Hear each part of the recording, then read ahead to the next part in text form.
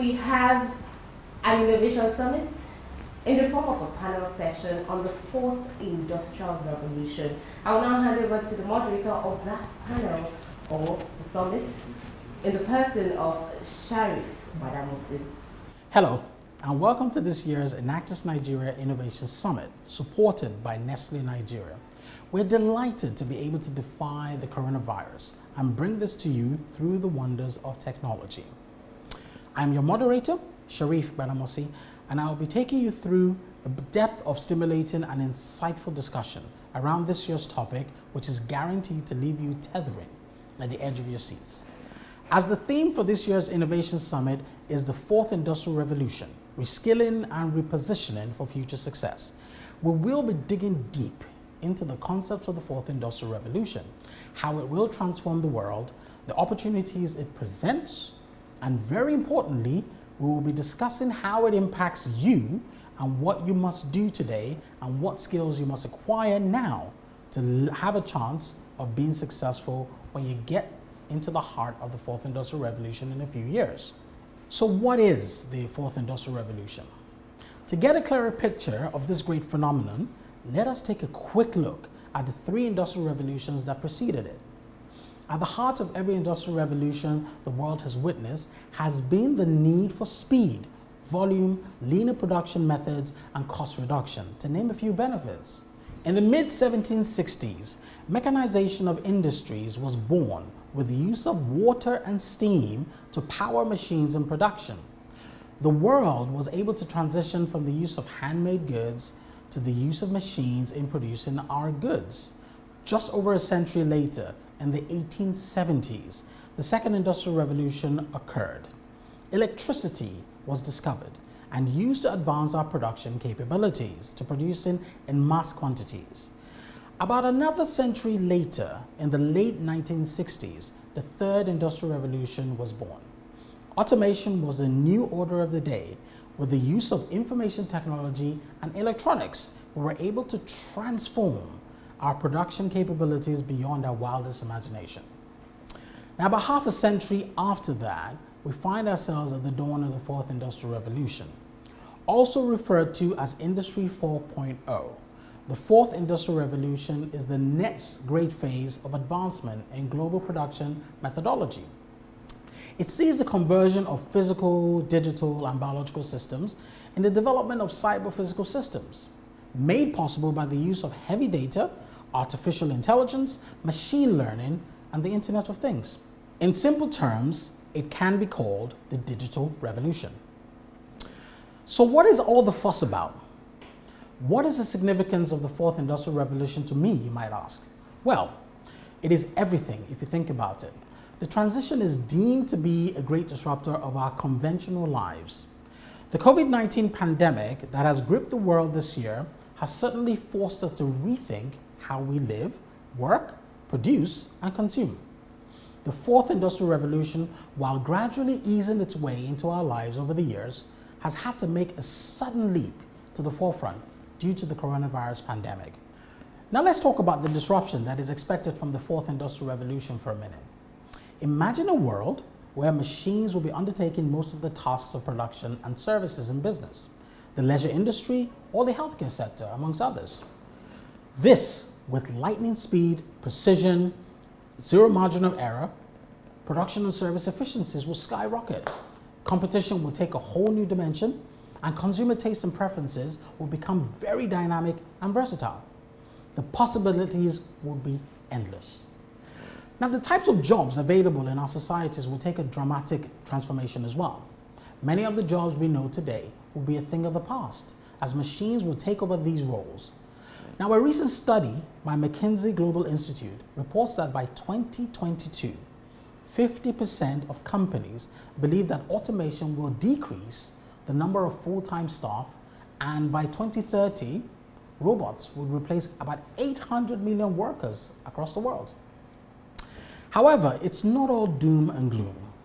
The good news is that there are new amazing job opportunities that would arise from the ashes of the Industry 4.0 disruption.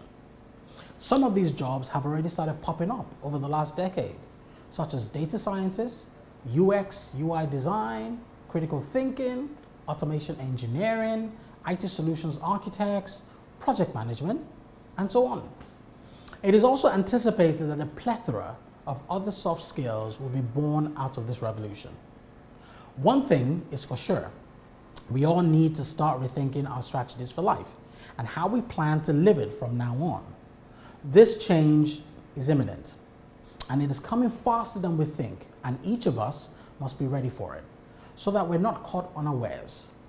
It is one of the reasons why Enactus Nigeria has chosen this as the subject matter for the Innovation Summit this year.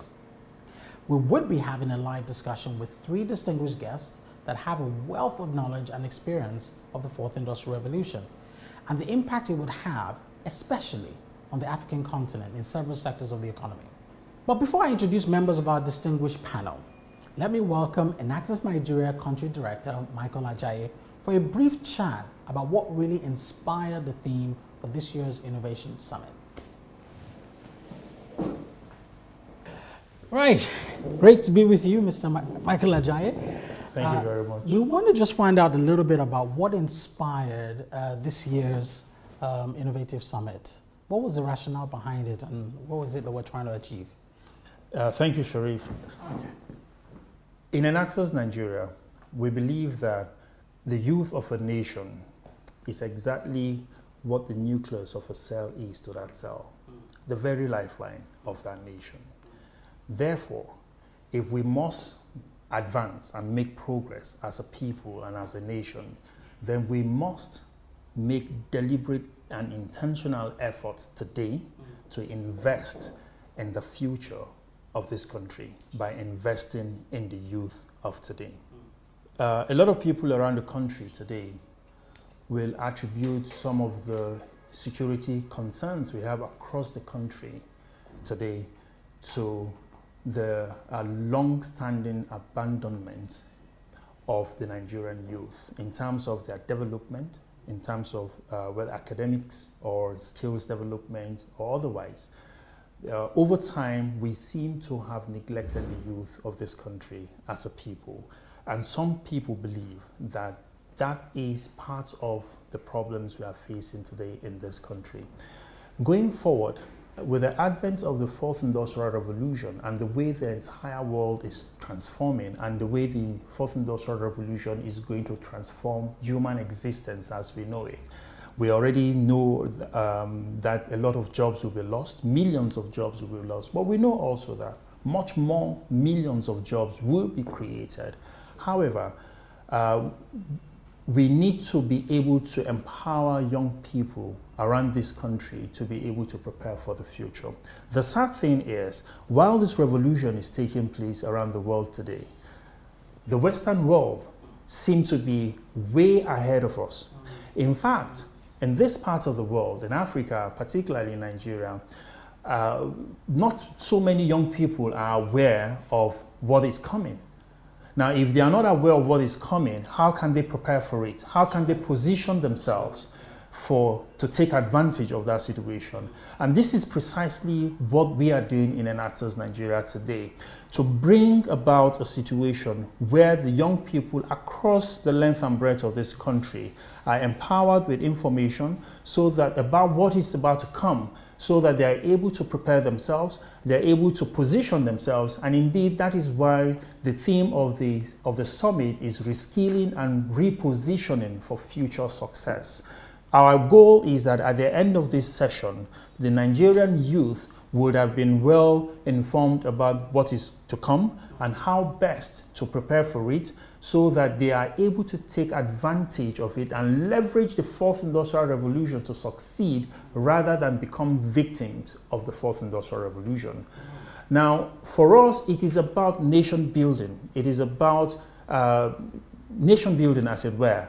Because if we're able to position our youth today to be successful in another 5 years or 10 years when we get into the heart of the 4th Industrial Revolution, then we will have our Nigerian youth thriving across all sectors because they've been prepared for it. And this is what we mean when we talk about investing in the youth of the nation. So for us in Enactus Nigeria, the Innovation Summit for this year is designed specifically to empower first the Nigerian youth, but more importantly, to build a nation for the future. Thank you. Thank you. Thank you so much. And now we're going to just call our panelists on and have a little bit of a tete-a-tete and discussion with them. We'll see you in a few minutes.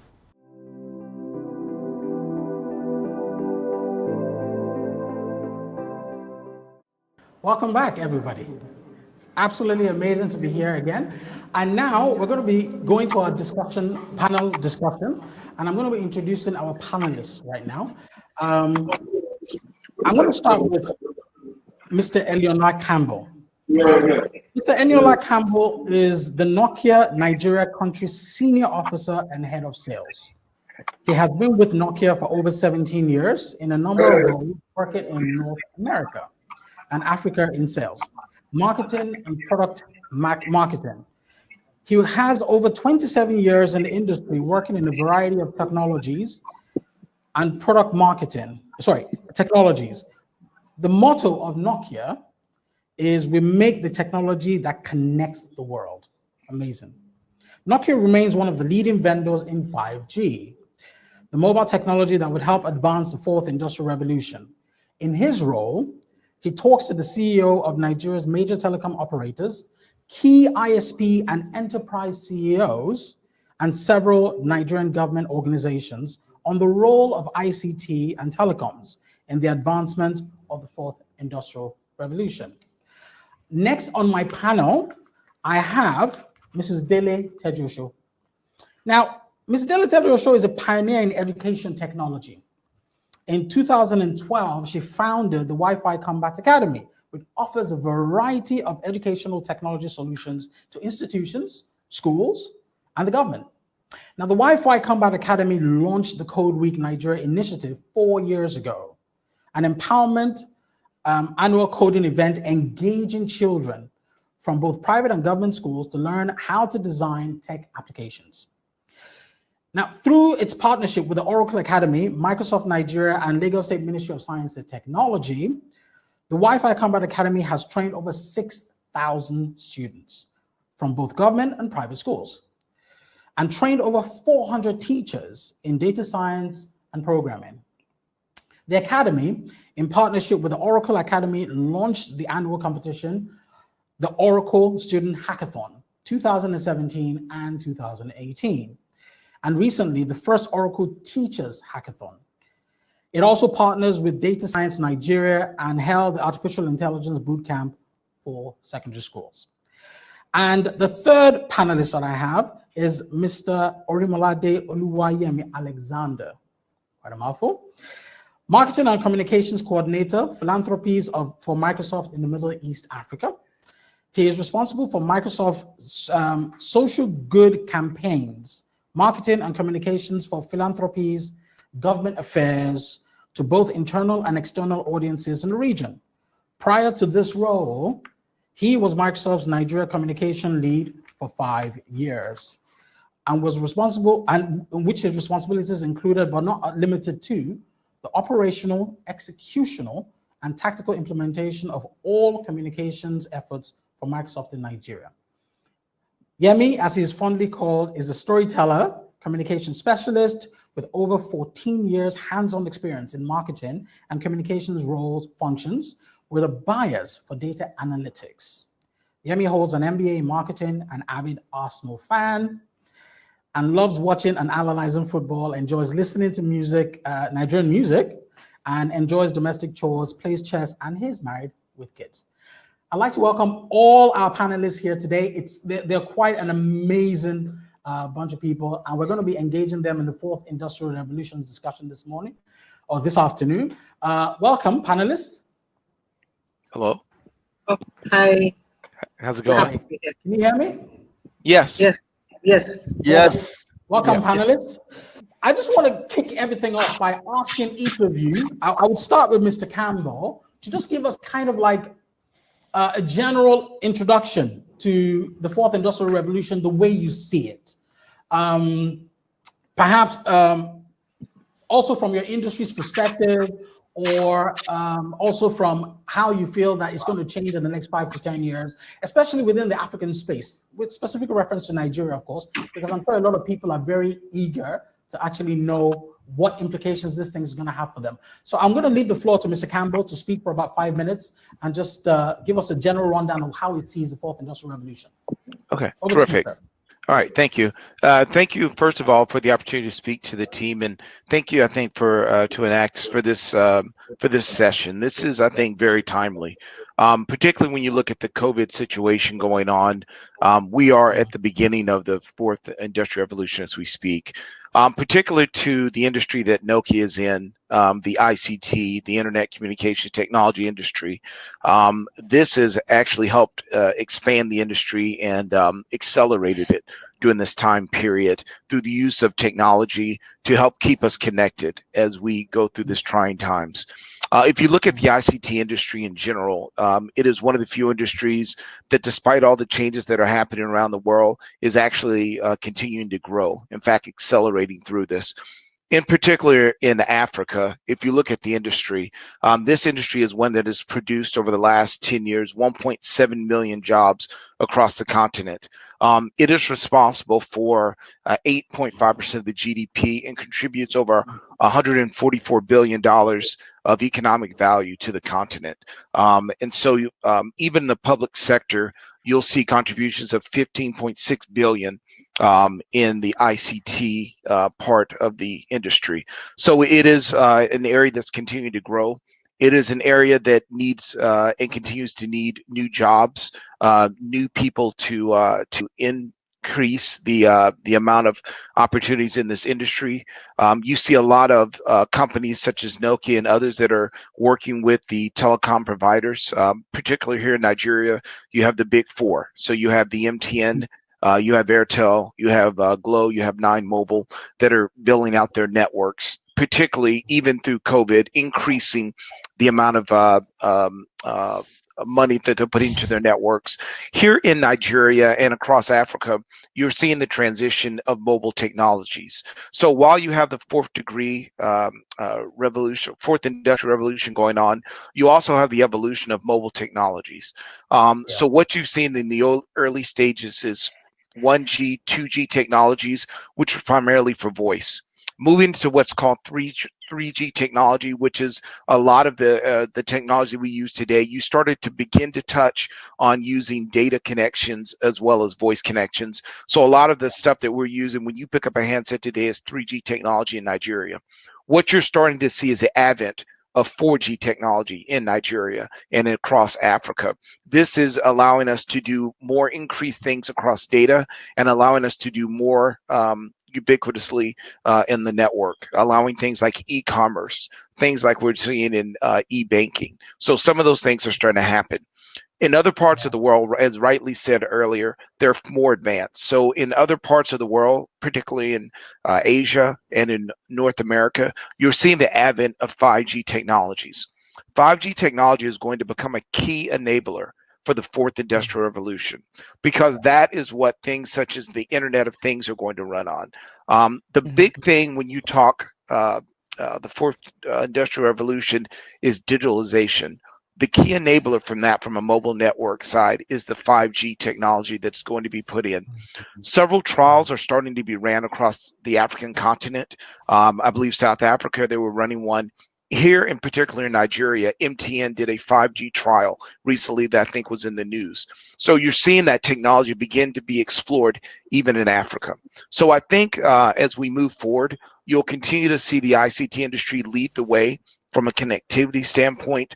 Job creation will continue to happen, and we'll probably go into it later on. That is going to lead to a lot of new job opportunities for the youth, as well as the existing people here in Nigeria. So I look forward to this panel discussion and discussing it more. The key things, if I'm talking to someone that's a youth in Nigeria today, is to focus on the stem cell technology. So that's science, technology, that's math, that's any the coding that you'll hear about, some of the things at the Wi-Fi Academy. That is right in the skill set of what needs to be done to take advantage of the new industrial revolution. Thank you. Excellent. Thank you so much, Mr. Campbell. Quite an insightful discussion there. Can I just open the floor for Mrs. Tedrosho to give us her own take on how she sees the fourth industrial revolution and how it's going to revolutionize, especially from her industry's perspective. I'll leave the floor to Mrs. Tedrosho, please. Well, good afternoon, everyone. I'm happy to be here, and it's very interesting that we're discussing about the fourth industrial revolution. I hope you're hearing me, please. Okay. So now Absolutely. the fourth industrial revolution has moved from the knowledge economy to the skill economy. So we begin to see that the skill economy is more important than the knowledge economy. The knowledge economy has become obsolete. We're also seeing how the job economy has moved to the gig economy and then the automated economy. And by what I mean is that the jobs that we're seeing today, there's a life expectancy of 50 years. From 50 years to less than 5 years. And we're now seeing that the gig economy has taken over the traditional work structures. We're seeing that 82% of organizations are now currently using the extended workforce. So what does it tell us? It tells us that we need to begin to upskill. We're also seeing that in the next 10 years, we're seeing 47% of jobs will be automated. And by 2030, we're seeing about 73 million jobs being lost.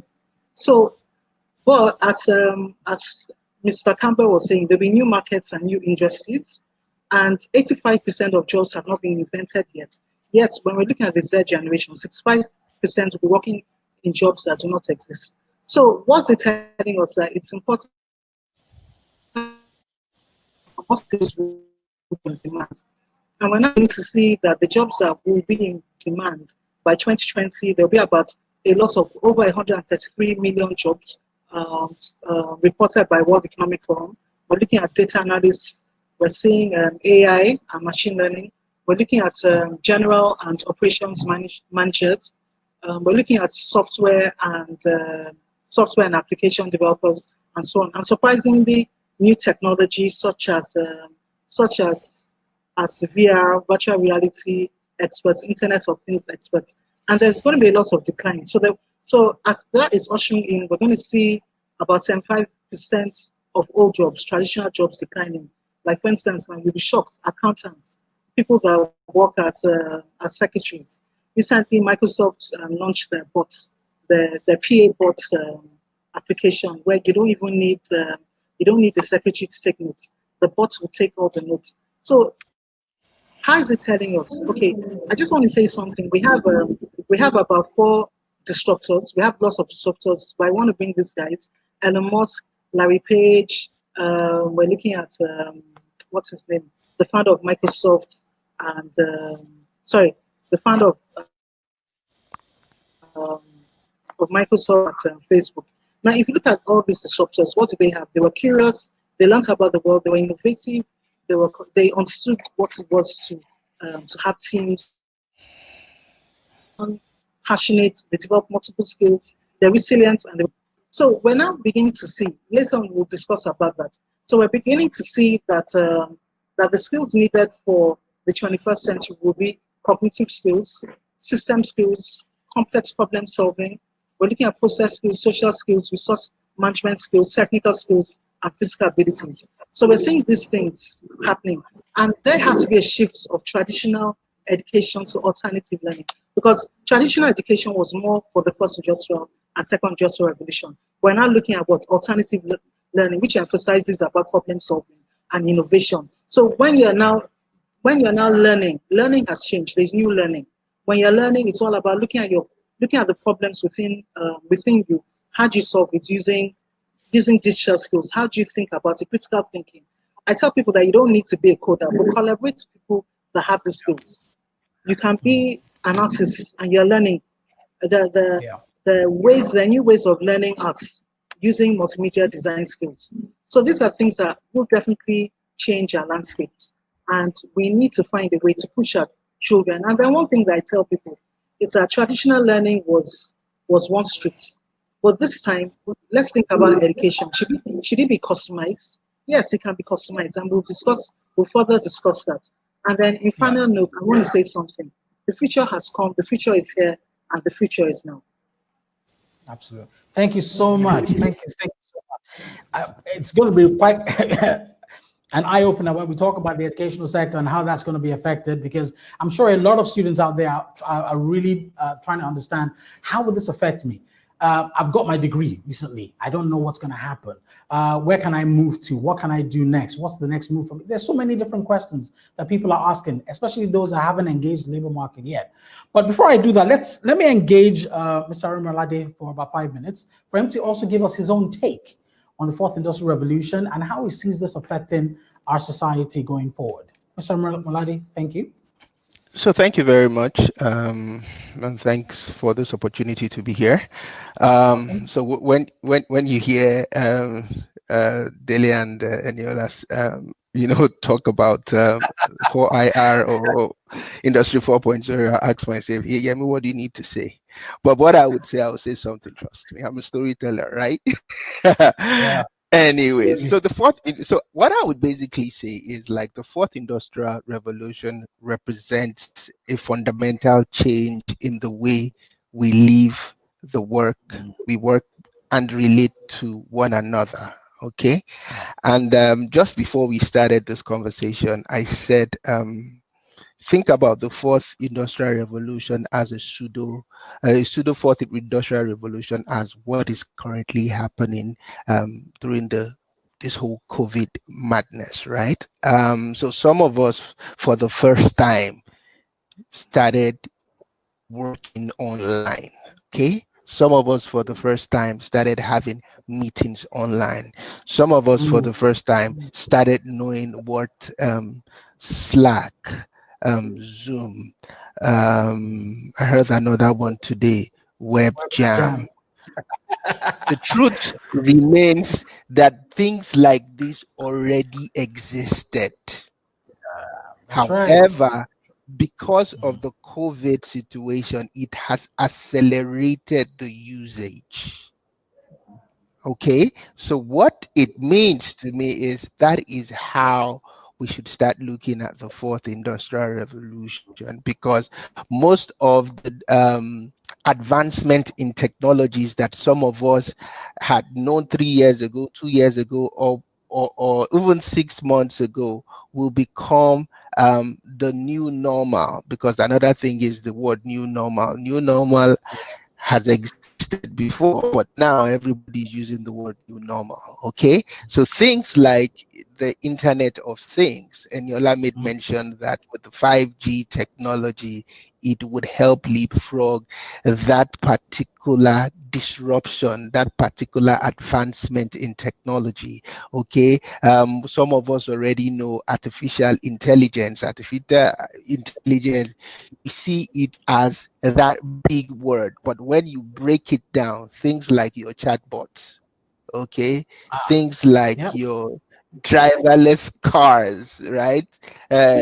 That is the whole thing, because it is all about the aggregation, the patterns of data that people are being able to put together to see a direction in which things are going, right? So I think for us, we should just brace up. That fourth industrial revolution is actually here now. It's only how you look at it or how you brace up towards it.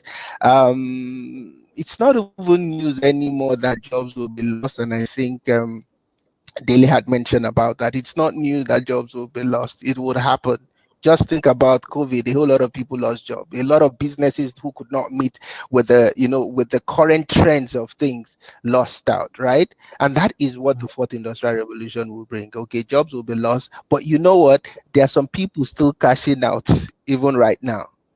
And what does that mean? There will be new opportunities, new working style, new technologies that you need to leverage to get your work done. Okay, I like calling out the statistics. In 2022, World Economic Forum Future of Work report is 133 million jobs, right, will be created with the advancement of these technologies, and 75 million jobs will be lost within the same time frame, right? I always say there is a net 58 million net new jobs that will be created. So for you to participate in that 58 million net new jobs, you need to upskill. You need to find yourself in the relevant spaces, or you have the skills that would make you, relevant in that future. Education has changed, right? Right. Daily mentioned new learning, right? I call it lifelong learning, because as you go in life, you continue to learn. Do you know that many organizations would start living, or how do I say it? Do you know that retirement age for some of our people in the workforce, gone are those days, they say 55 or 60. Now it will be hitting 70, because there would be a whole lot of new learning happening in the workspace. Research has it that an experienced staff who leaves because he lacks new technologies, total cost of ownership of bringing a young guy into that system, it's twice the value of keeping that experienced hand. Right? So look at it from the perspective. I'm a 50-year-old or 55-year-old, and somebody says, oh, this guy is so old, he needs to go, we need to kick him out. We need to get a young blood who, is young and versatile with the technologies of now, right? That is what, most organizations, would tend to do. But what is happening is that we forget the experience. All you need to do is add up that skill with him, and it becomes that gold. And his productivity level, it would continue to soar. This is the fourth industrial revolution, that is, coming to play here. And it's the way we look at it, it's the way we perceive it, it's the way we feel it. Okay. The way we learn will be different. The way we would consume content will be different. The way we even live our lives will be different. Some of us would ask ourselves, some of our married folks here would say it gets to a stage that even and wife, everything they would do would be, chat and this thing, because leveraging technology to do stuff. So in a nutshell, let's brace up for this. There is a whole lot of conversations that we can have around the fourth industrial revolution, and I'm super excited to be here. And so let's just take this conversation forward, and let's bring out the insights and learn from it. So thank you very much, Mr. Arimalade. So what I'm going to do now is that I'm going to use a series of questions that we have received from some of the students, as well as some that we have come up with in the Enactus team here, just to be able to give people some in-depth knowledge about this fourth industrial revolution and answer some specific concerns or insights that some people need to have. So I'm going to lead with the first question, and I will direct this question to Mr. Campbell. It's on the 5G technology. I mean, you spoke earlier of the 5G technology as being the backbone that is going to enable, and the enabler for this fourth industrial revolution. I just wanted to have an idea. I mean, because again, I'm going to merge it with another question that talks about, this whole myth of the 5G being a taboo, being radiation something for the entire world, and we have to be careful. Huawei was going through some very interesting America. So many different concerns that people are having, that we don't want 5G, but then again, we know that this fourth industrial revolution, it's not going to be possible without this 5G technology. Can you shed some light as to when you think the full implementation or rollout of the 5G technology would happen across the world? Okay. So first of all, let me answer the first question about some of the myths.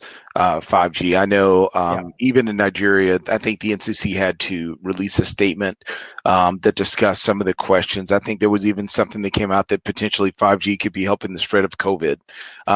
5G is a exactly. 5G is a digital technology. It cannot spread. It cannot spread viruses.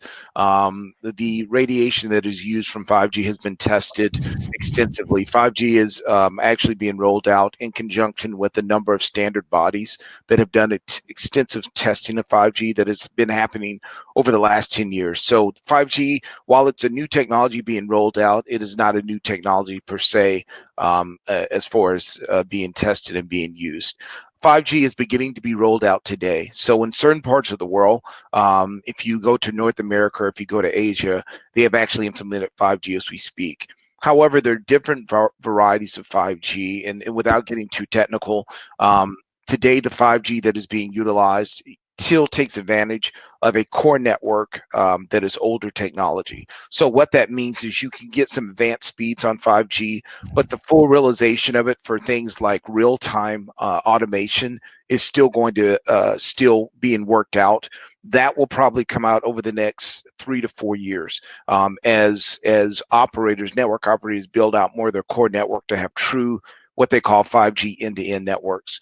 But what is 5G in essence? It's a mobile technology, and some of the things that it does that is, I think, more advanced than the 3G, 4G that technology that we are using today on our cell phones is it is going to allow a faster connectivity. So things like downloads for a lot of us that are using things like Netflix or if we're on the computer downloading files, it will be 10 to 20 times faster. So think of downloading a whole movie on Netflix in 2 seconds.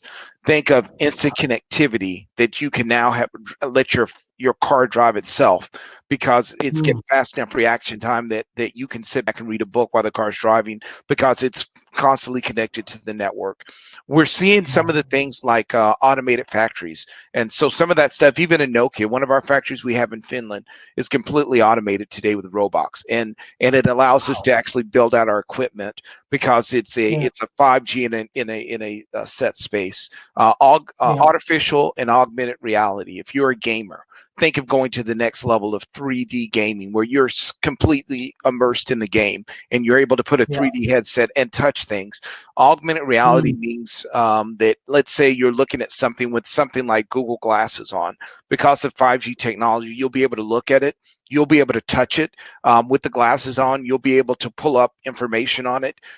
You'll be able to take things that you can physically touch and then use augmented reality with it to be able to pull what they call metadata out of those things that you're looking at. So you're merging the physical world and the artificial world together, and 5G is enabling all of these things. So from a technical standpoint, it's using things that are called edge cloud connections, which means you're taking the computing of the network to the edge of the network. It's using a thing called network slicing. So it allows different operators or different industries to use the same network. And it's taken advantage of machine-to-machine learning. So think of, instead of you always typing things on a computer, or over time, a machine begins to learn your habits. You go into a room, the lights come on. You leave out a room, the lights go off. You go into your house, it knows you like the temperature a certain way. It's going to rain tomorrow. It starts to take advantage of some of the things you'll see now if you go on Google, and the next day you go on Google, and all of a sudden you have a bunch of ads, right? Taking it to the next level. So 5G is an enabler of all of those possibilities. Thank you so much for that. So basically, I'm just going to direct this question out to anybody that wants to answer it. What does it really mean for, I mean, we talked about the jobs that are going to be lost. Mr. Arimolade actually shared some beautiful insights and made us understand that there was going to be a net gain in terms of the number of jobs that are created. But we wanted to get a feel for, I mean, I think Mr. Tedros also touched on one of those two things, on the specific job titles or jobs that are going to be created from Industry 4.0 emergence, so that it kind of like helps and how close they are to the current jobs that exist at the moment. Because I think a lot of people are going to be trying to find out, how do I make the transition? If I did computer science, I might be a little bit closer towards making the transition into or being compliant in Industry 4.0. But if I studied something like food technologies, or I studied something like home economics, how do I make that transition? Do I start my education all over again? So I think some students will really want to understand, is it back to square one for a lot of them in terms of education? Okay. I think maybe I can like direct that to Mr. Jojo. Yeah, I'd like to talk about that.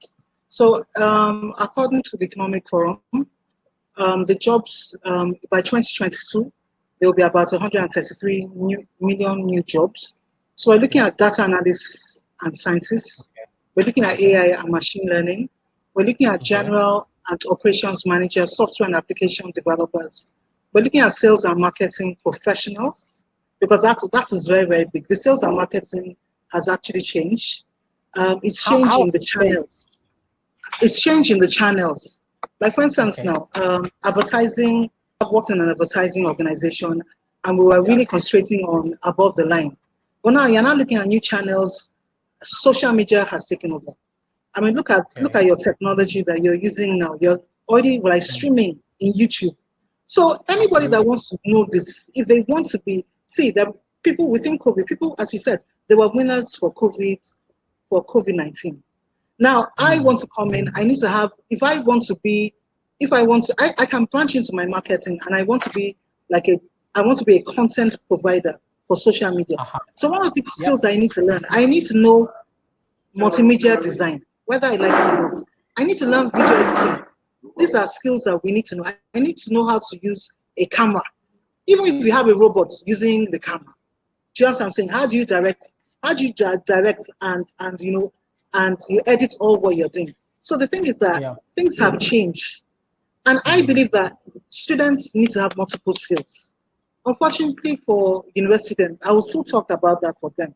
But I always tell the children, when people come for academy, I tell the parents, let them learn everything. There's nothing like I want my child to do coding. For summer boot camp now, our students learned how to do advertising. They did an advertising ad using 3D Blender.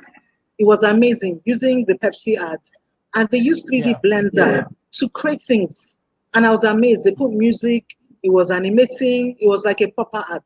And these are things that were going on. I have a young girl, she wants to study architecture. I said, look, traditional architecture is not working. You need to learn about 3D modeling. These are things you need to learn about virtual reality. You need to learn about augmented reality, because you want to give the user experience is different. People want more. Why? As Mr. Eniola was talking about, that with 5G, your experiences for data interaction is going to be very, very wide.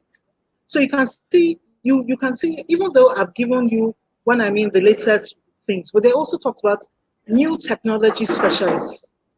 New technology specialists, as I said, you're looking at 3D printers. You're looking at people that can print in 3D.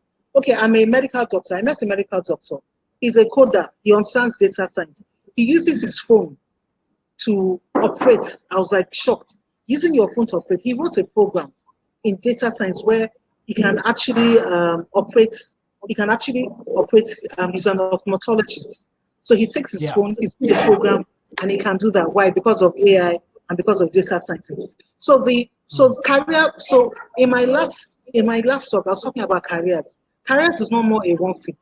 I come traditional. If you know the post-industrial revolution, it was more of I'm a doctor, I'm this and that. No, you can be all things because of multiple skills. You don't need to depend on this person.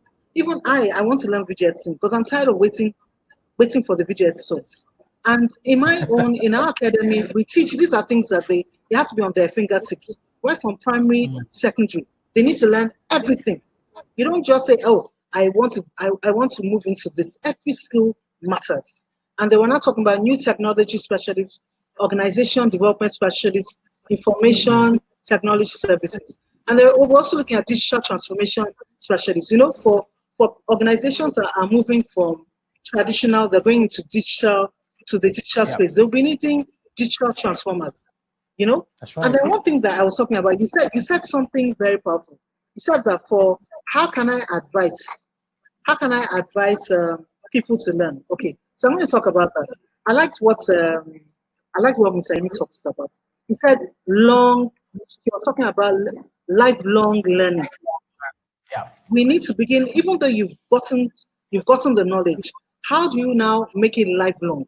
So students are in secondary school.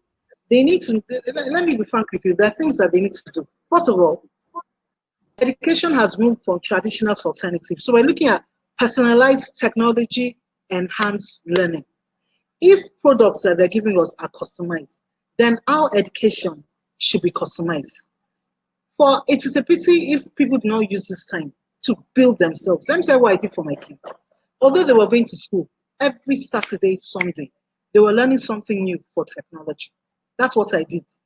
And my daughter's school, they came and they said, "You're going to do checkpoint." I said, "No, my child is not going to do checkpoint. She will do Lambda.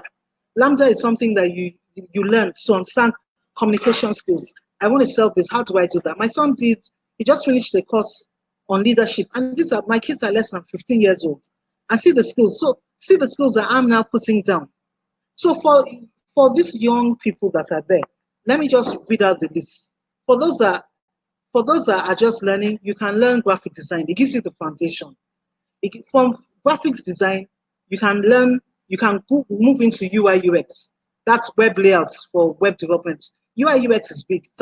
If you're a UX UI developer, it's about $70,000. In fact, my daughter found out that, "Mommy, do you know that they pay about $30 per hour for a UI UX designer or a graphics designer?" I tell you that lots of people that came as facilitators in our organization, young boys, we employed boys 18, 19, 20. Yeah. These are guys that they were able to use some of the skills that they learned from our just training and teaching. Because I'm not telling these guys that you can mentor, you can come in to organizations. They're looking for, you know, like organizations like us, academies, there are lots of academies out there. Volunteer and start teaching other young people. From there, you can develop the skills. I've had lots of people that have come to our academy, facilitators. They're now out, they're getting jobs outsourced in America. They're earning dollars. They were winners for COVID. You don't have to wait. As I said, you have things on 3D printing, 3D design, 3D game design, Internet of Things. You can learn all of that. And then you can do your basic coding. Coding like, okay, I want to learn web development. I want to go into data science. Web development is very wide. You have front-end design. You have back-end design. And then the beautiful thing is that you have organizations like Microsoft, IBM, Oracle Academy. You have all these of Intel. They are doing free workshops.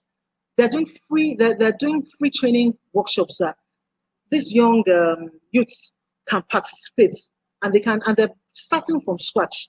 They're not starting, I want to go into machine learning.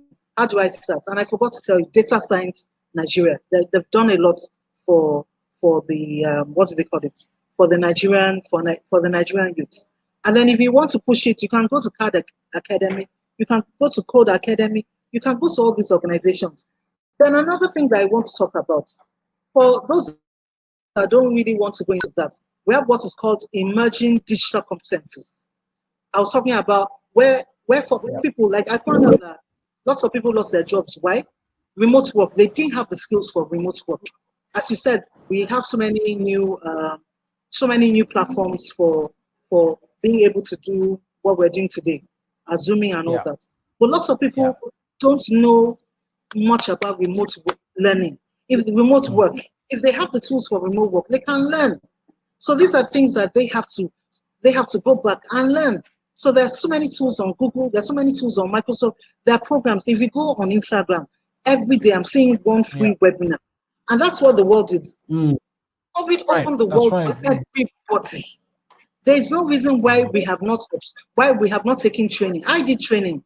I just saw someone sent me something on Forbes, and I was selected, and I learned a lot on the accelerator program. It was amazing. And then one thing that I also want to talk about is that think entrepreneurship.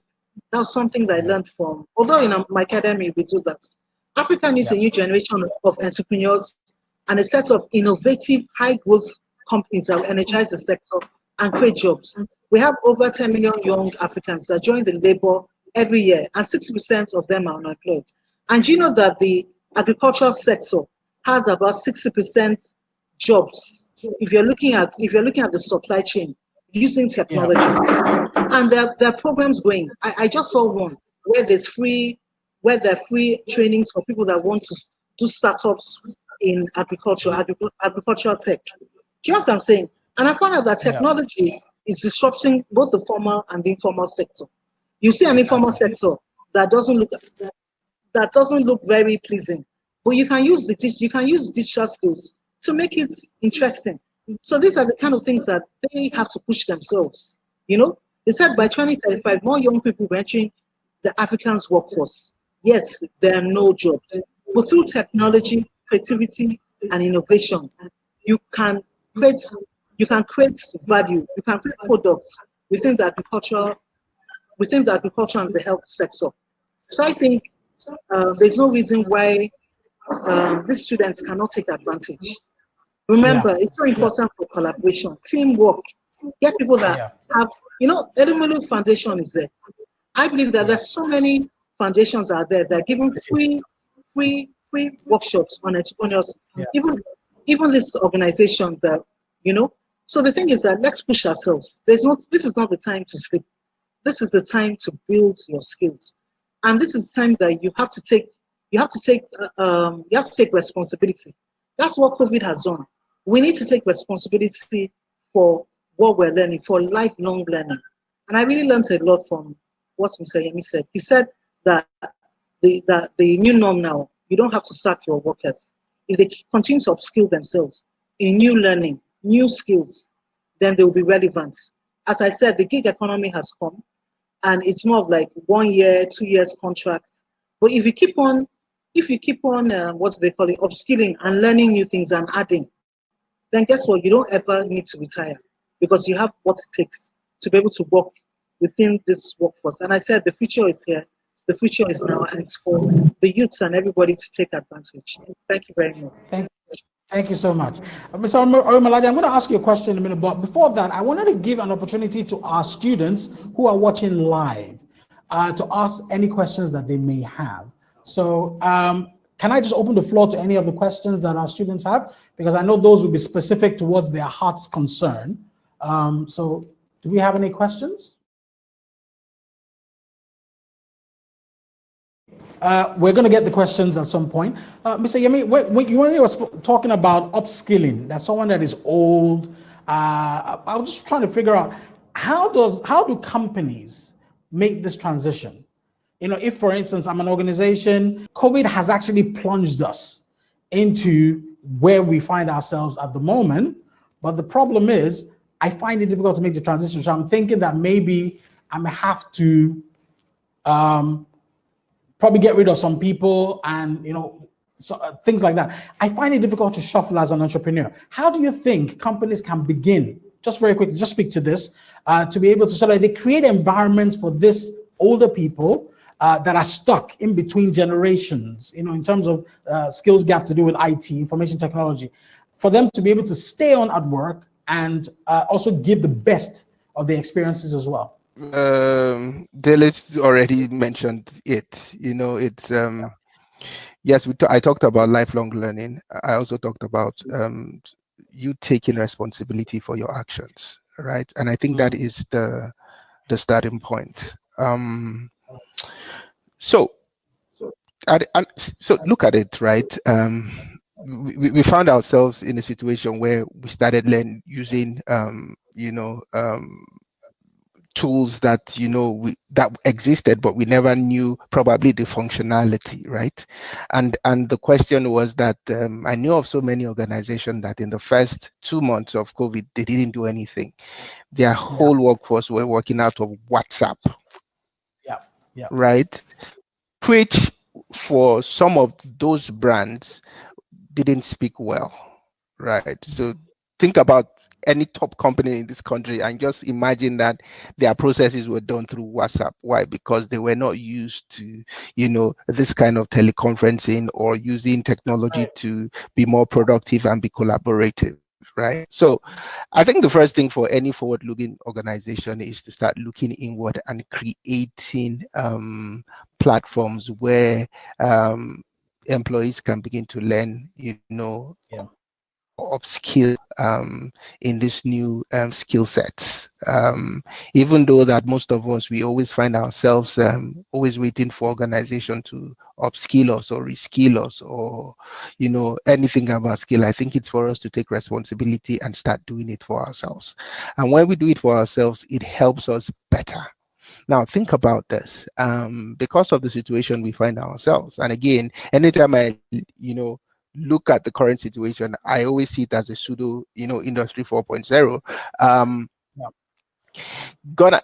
I know so people are saying COVID, but do you know the millions and one people that did interviews during this period? Exactly. Absolutely. Yeah. Like interviews, like for those who want to change jobs. Do you know how many millions of interviews that went on that it wasn't physical? Right? Yeah. So you start hearing things like tips and tricks on how to do a video interview. Okay. Yeah. And these are things that never existed before. So I think as organizations, start, getting back into business and putting in their employees, I think from the employee standpoint, he or she should start thinking of how do I acquire these skills on my own, right? Before I wait for organizations, right? Yeah. Even though we know that there are so many organizations that are dishing out these things for free. But I think some of us, we have misplaced priorities. We don't look at what will be an enabler for us. We are just looking at things that that will keep us happy. I'm not saying it's bad to keep me happy, right? But this is the core of where we find ourselves, right? So take for example, again, and this is not selling, but this is for every young person who is listening to me now. Dele also mentioned some of the things that I would say. There are so many opportunities to learn. Okay. Yeah. Recently, Microsoft announced wanted to upskill 25 million people across the globe, right? And what did we do as a company?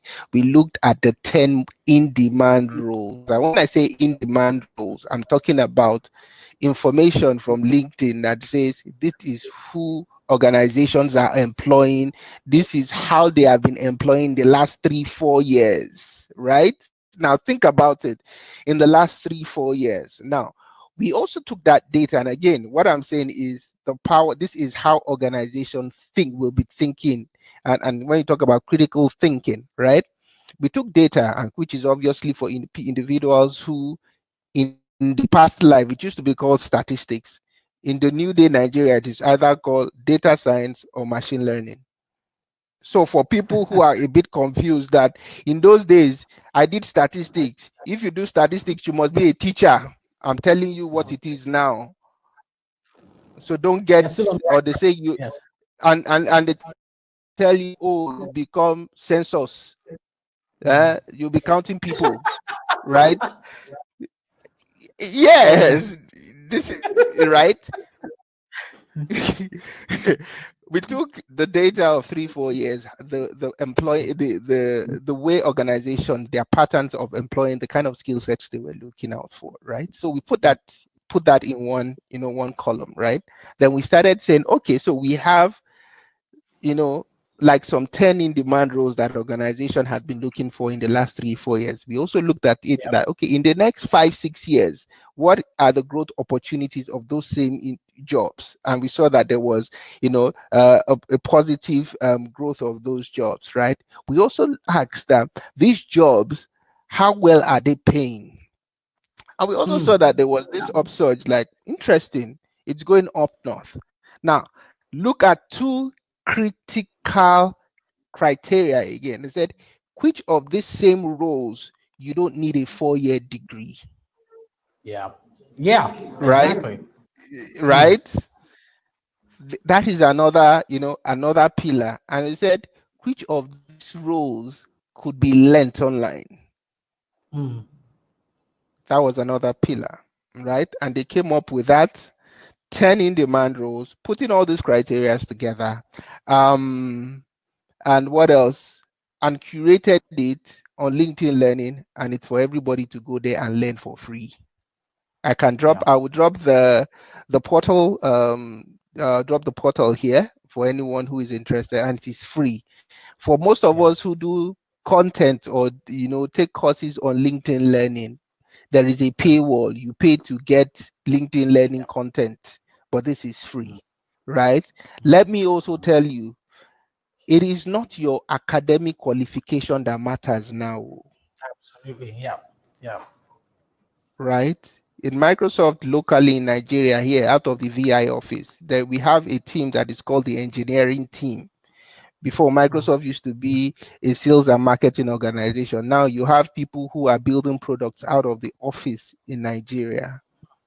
I can tell you for free, half of that, those team members no go school though. So think about it. It's not about your degree. Just like I always tell people, when you have a first class and I have a second class and I have a master's and you still have a first class, who is better?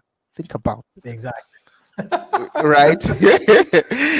Think about it. So there is so much to learn, there's so much to know, but I think the onus is on us to take responsibility before any other person comes to support us. We have the opportunity to do this now, and once you do it, it is part of a skill set that you know. The skill set of the future is changing, and I think when we had an earlier call some few days back, it's gone past. I have proficiency in Microsoft Word and Excel and PowerPoint. It's gone past that. We've gone past that. Leadership, communication, critical thinking, creativity, collaboration. If there's anything that that is fantastic as a new skill, or what we call soft skill, is how well do you collaborate and how well do you work in teams. Thank you very much. That's right. Thank you so much. I appreciate this. So I'm going to throw another question now while we're waiting for questions from our students. I was just thinking, so far, we've been talking about what a lot of our companies are doing, how we have been contributing towards the fourth industrial revolution. But let's think about it. What about the involvement of government? Normally, when we talk about this new phenomenon, most people, when they talk about government or when they hear about government, they shy away, or they say, oh, we're not sure if government is even interested. They're probably still stuck in, even in the second industrial revolution, especially speaking towards the Nigerian context. Is there something that you believe or have you seen through organizations that the government has been doing to try and push this agenda? I know Lagos State has been doing some Code Week or Code Lagos, but we also need to take a massive leap in the type of education that we currently have. So I don't know if anybody knows that in terms of how they can see that our government, because it looks like we have to make a leap. It's not a transformation. It has to be in the communication sector. So who wants to speak towards that? It would be. I would like to talk a bit about that. Well, I'm not an expert in leap, not transition, a leap. Okay, I'm not an expert in that, but I've seen what they're doing. Like, for instance, now a month ago, I was invited by I could say an ambassador for there's this lady, Dr. Zan. She has her own EduTech Academy, so it's a non-for-profit, and she's been working together with NITSDA. So NITSDA is the arm for information technology, the Ministry of Science and Tech. So they try to push in initiatives for technology. And they've been doing a lot of things. They're the ones, as I said, when I went for the conference, I was in 2017, my eyes opened up to the fourth industrial revolution. So all these things have been, the fourth industrial revolution is not something that just started just started now. It started a few years back. So we now have the president for NITSDA, I don't know his name, but he talked about initiatives that they've done. They're very heavy into Internet of Things. They've done a lot of projects on IoT, and they have even workshops on YouTube. I was very amazed. And recently they had a hackathon for Internet of Things. Look at using COVID, whatever solutions you have for helping to reduce the COVID pandemic. So that's what NITSDA has been doing. So they've been pushing a lot on Internet of Things, and another thing, electricity using solar energy. They've been having a lot of solar energy projects. Then for the Ministry of Sports and Youth, one of my friends is one of the special advisors there. They have been, I think, in partnership with IBM. They had a campaign pushing technology, learning data science and AI. So that campaign has been going on during COVID, and I was I'd seen what they've done, and they also had like a hackathon, for jobs if you had anything. So I think for me, the government tried to push. The only thing that I feel a bit biased. Everything Abuja, push this down to the parts, not just Abuja. Maybe because NITSDA is housed in Abuja. Well, I know that they've been doing a lot of things in Abuja, but they need to push it down here in other parts of the country. So as I said, anything for government, I'm not too sure, but I know that these are the initiatives.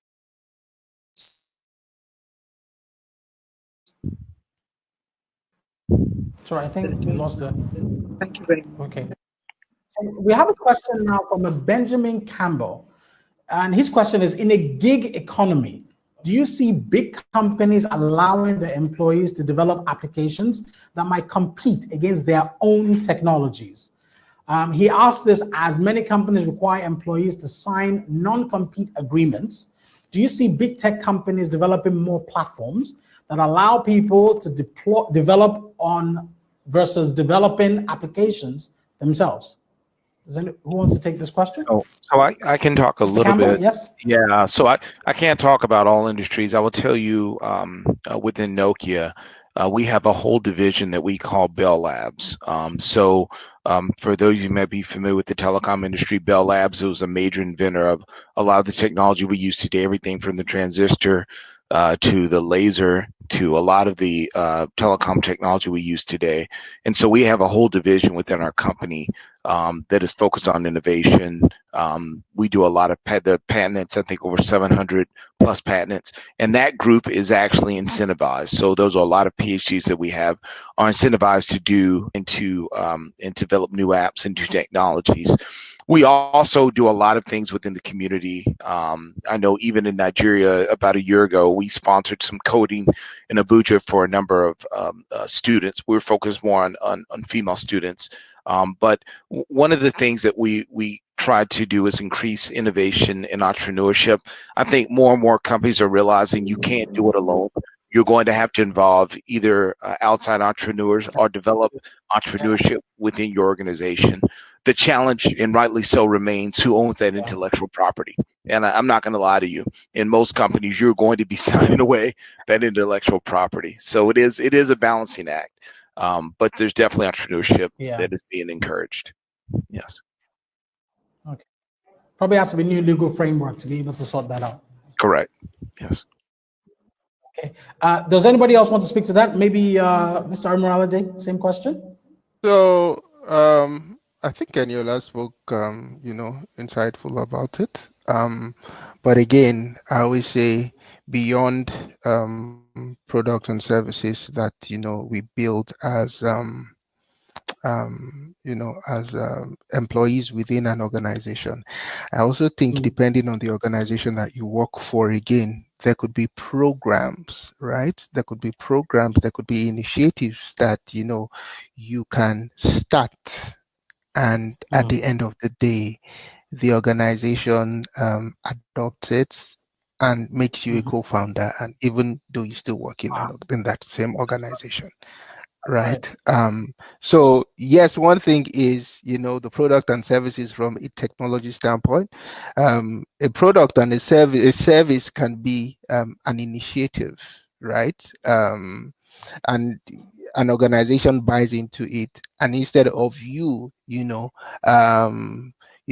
taking that your initiative out of the organization, the company buys that initiative of you and make you the co-founder, and you run that initiative within that organization. So it differs, from, in what, in the different ways, that you look at it. But I think, we know organizations nowadays are greedy, right? They want to own it all. But I think more importantly, it's not all organizations that have the full competence or understanding of how some things work, right? Absolutely. They still need there is nothing like intellectual property anymore. And again, there's nothing like intellectual property anymore. So don't come and say, "Oh, it is." Yeah, no. Let me land this, right. And when I say there is no intellectual property anymore, because the way people are thinking now, we can be thinking about the same thing, the same concept as we are all here right now. But what differentiates myself from Dele, from Eniola, on the same thing we are thinking about is who goes to market first. That's right. You get? And I always tell people, I do not have a problem telling you a business idea. Right? So typical, now this is typical true life story scenario, right? Happened like 6-7 years ago. I had an idea that, I wanted to, before the the Uber of things started happening, where everybody say, I want to do the Uber for cleaning services, right? I thought about the concept about, okay, how do people book me as an organization, right, to come clean up their homes and all that. This was like 6-7 years ago, right? And I met somebody maybe 2 years ago who was talking about it. I walked the person through the business plan, and he said, "Where did I see his business plan from?" Right? I said, I don't need to see, because we think the way we think now, everybody's an inventor.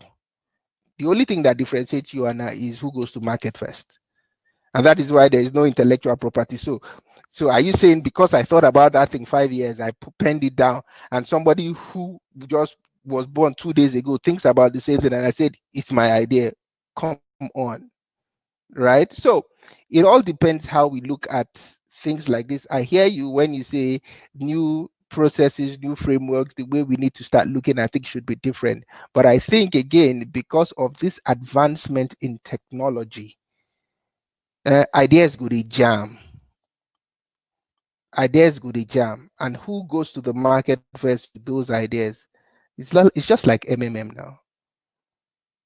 Right?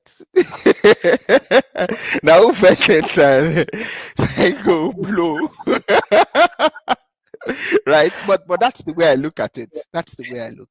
I can be wrong, but that's the way I look at it. I understand. It actually makes perfect sense.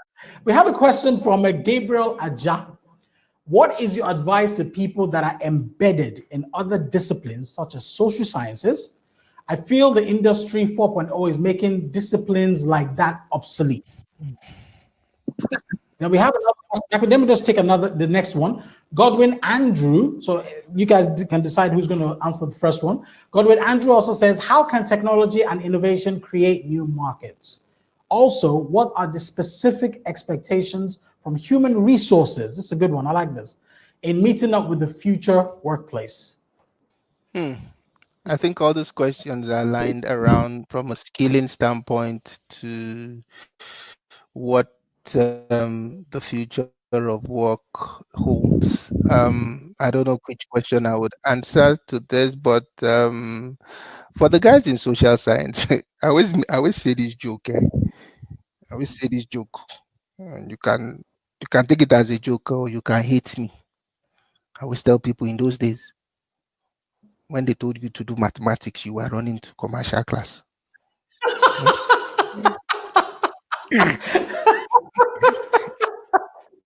That's the mathematics has come to haunt you, right? I'm actually one of those students. I'm a social science major.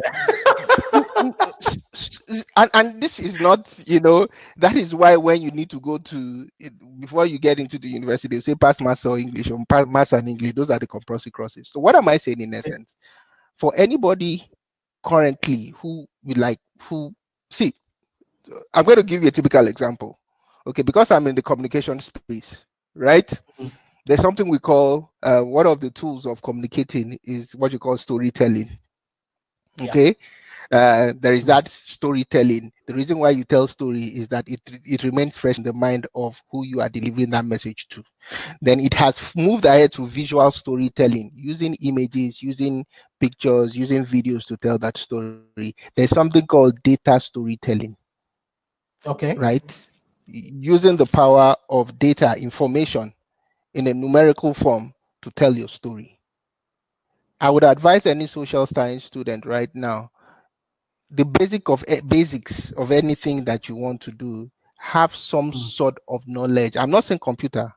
Have a sort of knowledge on how data works. Data here is numbers, is information. Just have basic information. Because in those days, or when I used the example of statistics, you say you become a this or that. It is statistics, it becomes a data scientist, or from part of it is data science. You get financial analyst. It is advancement in that. You see things like machine learning, right? Right. There are always going to be 3 stages of statistics. It's either going to be descriptive, it's going to be predictive, or it will be prescriptive. Okay, so please have some knowledge of that. In it, it's when you get to the prescriptive stage that might be difficult, but have some good knowledge about that. For organizations employing human capital, you understand, no organization, see, let's be real here. Don't wait for any organization. Don't wait for any organization, right? What can you do to yourself? I don't believe, I don't believe in, how an organization should help or support me, or how they should be looking at it. I think as individuals, God has given us that opportunity to read and write and to know what is happening. Absolutely. Right? Yeah. We're in an age of where we're in a knowledge economy, where everybody who wants to gain some sort of knowledge goes online to get it, right? So what I would just advise any individual is, as you think about your career growth, I know of so many people who had done forestry, who are crazy UI UX guys, who are, the baddest, individuals from a software development standpoint. So it's what you can do for yourself. Don't wait for any organization. Okay. Thank you. So so look, I can add a little bit because I think all 3 of these questions have a similar theme to them, which is I'm in a related industry that's not necessarily technology. What does it mean for me? I think there's still opportunities, and I think it goes back to what Dele said earlier, to make sure that you're taking advantage of, while you're doing one type of job, seeing how that can relate, or you can take advantage of technology. You don't have to be a coder to not be left behind. There will still be parts of social science mirrored with data analysis. There will be parts of other industries that will be mirrored with the fourth industrial revolution. So there are opportunities. I think the other thing to note that is very interesting is people assume when they hear automation, fourth industrial revolution, well, that means that manual labor is at risk. Right? Jobs become automated, of course. But what's also interesting, mid-level jobs are at risk as well. So someone said earlier that potential jobs that are just knowledge-based, I think she mentioned that, are at risk. But that also includes things like finance, like law, anything that you could potentially use artificial intelligence on is at risk. But while there's at risk, there also means opportunities. Someone that has that knowledge base can then become the person that helps to put together those systems, right? Or provides the input to those systems. So there's ways to take the things that you do and still utilize them in this fourth industrial revolution. It's not only certain jobs that are STEM jobs take all. There's still opportunities if you mirror your current position with how you can contribute to the growth in that industry. And then I think was also mentioned earlier, always remember anything that is creative based, anything that that requires high cognitive skills, right? Sales, marketing, things that are customer facing. The closer you are to those things, the better off you are. But it's going to require learning agility for all of us. I think one of the key things that come out of this is continual learning. No matter who you are, even if you're an engineer, I will tell you, you're still going to be learning. I've been in my industry 27 years. I've learned a new job every 4 years. Okay, at least. So it's just constant learning. Thanks. Thank you very much. I think Can I input? Yeah, go on, Mrs. Chadwick. Yes, please. Yeah, so, I had shown it that, okay, I have this diagram, the World Economic Forum says that these are the skills in demand. Cognitive abilities, 50%. System skills, 17%. Complex problem solving, 36%. Content skills, 10%. Process skills, 18%. Social skills, 19%. Resource management skills, 13%. And technical skills is 12%. So the highest was complex problem solving, followed by social skills, followed by process skills, system skills, cognitive abilities. So whatever you read, whether you're doing STEM, this is what you need. I will give Steve Jobs was an example. He was not a coder, but he was an idea person. And he was the kind of person that he believed in dreams and he had the structure. I don't know. He had this energy. He was able to motivate his staff to build what he was thinking. His partner was Steve Wozniak. So Steve Wozniak was the IT guy, the tech guy. But everybody makes references to Steve Jobs. Why? Because he had the skills, he had the right skills to be able to bring out his dreams. Not everybody will be a coder. I've already said it. My children, I have 3 kids. 2 of my kids can't stand coding. Well, the thing is that they're building this kind of other skills that is in demand for the fourth industrial revolution. Do you understand what I'm saying? So don't put yourself in a box. Our organization recently launched the Wi-Fi Combat Fellowship Program. And we got guys surprisingly, we had students from America that came to do their internship. And one of the guys, he wants to study medicine. But I said, okay, join the team, join every team and help. And he was a thinker. After they had worked on the business plan, he has to think about the business plan. Are you sure that your products, there's some people that, when you're bringing your product to the market, you have to understand you have to have a good understanding about the users. So the product rights. And this guy was able to analyze it. There are certain jobs that can be able to do that. So the jobs are wide. Just what I'm saying. So what's important is to be able to understand these things. Creativity, innovation, collaboration, cognitive skills. You need these things. And you need to be a good team. Imagine if you have a job and your job is to be able to get that product out, motivate your staff. Those are the new skills. It's not just, I've said, it's not just saying, I know AI, I know machine learning, but you may not be a person, a people's person, where you can sell that product to, you can sell that product to your clients. So that people for instance, I'm not really a programmer, but I'm more into the multimedia design. But I know about relational skills. Relational skills is key. If you don't have it, then you're going to lose your possibilities. So these are parts of the skills that you need to survive in the fourth industrial revolution. Thank you very much. Thank you. Thank you so much. Wow. Well, I hope you've enjoyed the last 90 minutes or thereabout. I know I have. It's been an absolutely intellectually nourishing summit. I'd like to thank my panelists Mr. Campbell, Mrs. Tedrosho, and Mr. Orimolade. Now, the country director of Enactors, Mr. Michael Ajayi, is actually now joins me for closing remarks to this summit. I was privileged to listen to a large portion of it, and I thought that it was very, very informative. And this is essentially the reason why we put this together, so that the students and young people from around the world, particularly in Nigeria, will learn a few things about what is to come and how to better prepare and position themselves to succeed at that time and not become victims of the fourth industrial revolution. Whether we like it or not, whether we accept it, the fourth industrial revolution is upon us. There's nothing we can do to stop it. However, we can prepare ourselves to take advantage of it rather than be its victims. At this point, I'd like to thank all the panelists for doing such a fantastic job, sharing thoughts and insights about the fourth industrial revolution, speaking from a broad spectrum of how it's going to impact the world, how people can position themselves to succeed in the future. To all of you panelists, I want to say thank you again. It's been a long time coming. Finally, we have done it, and you guys made it happen.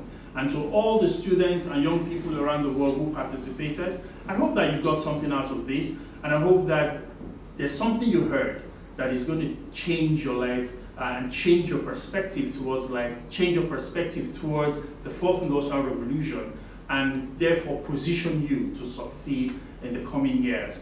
And at this point, I'd also like to acknowledge our partners, the Nestle Nigeria, who supported this and made this happen. So to Nestle Nigeria, thank you very much also for being part of this. And again, to all the speakers, we appreciate you and we thank you again. Thank you, everybody, and God bless you. Please, let's continue the conversation with #EnactorsNG. Let's carry on the conversation on social media, across all social media platforms with #EnactorsNG. Thank you and God bless.